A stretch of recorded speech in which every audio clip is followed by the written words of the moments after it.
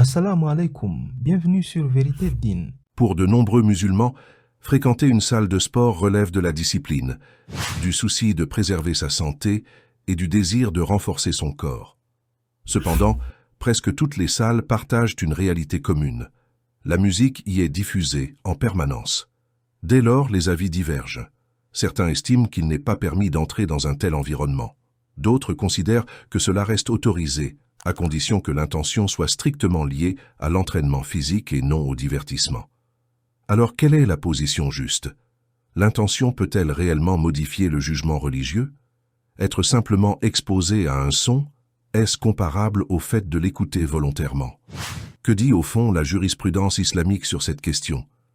Cheikh Asim al-Hakim apporte une réponse fondée sur le Coran, la Sunna et l'avis des savants. What is the ruling in going to a gym that has music?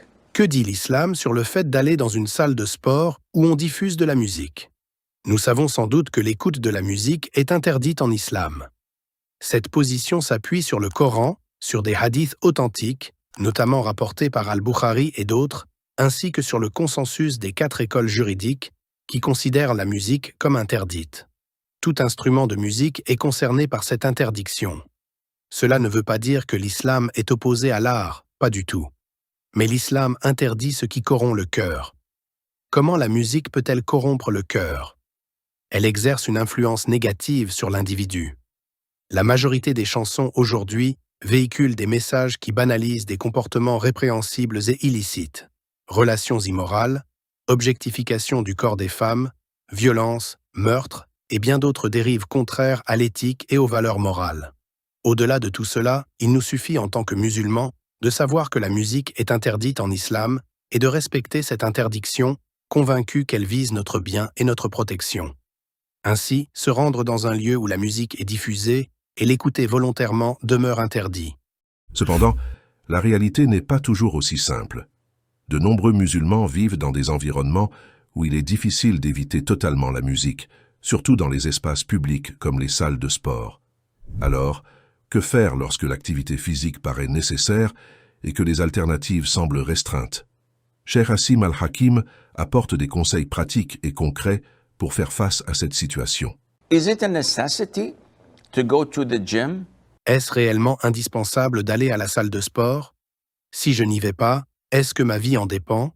Ou s'agit-il simplement d'une activité complémentaire, bénéfique certes, mais que je peux pratiquer ailleurs? Bien sûr, il est possible de s'entraîner autrement. On peut choisir un endroit où il n'y a pas de musique, faire du sport chez soi, dans sa chambre, dans son jardin ou dans tout autre lieu adapté. Mais supposons à titre hypothétique que vous soyez contraint d'y aller. Dans ce cas, l'écoute de la musique demeure interdite. Vous pouvez demander qu'on l'éteigne. Il est probable que votre demande ne soit pas acceptée, mais au moins vous aurez tenté. Si cela n'aboutit pas, portez un casque qui isole complètement des bruits extérieurs. Vous pourrez alors écouter le Coran, une conférence religieuse, les informations ou tout contenu licite.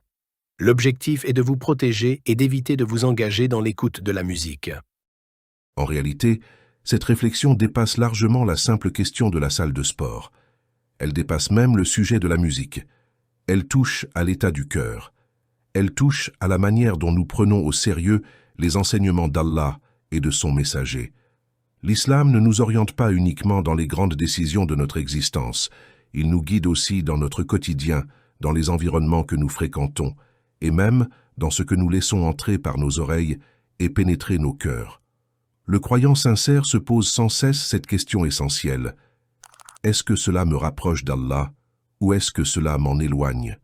Qu'Allah nous accorde la clairvoyance dans nos choix et la sincérité dans nos intentions. Assalamu alaikum.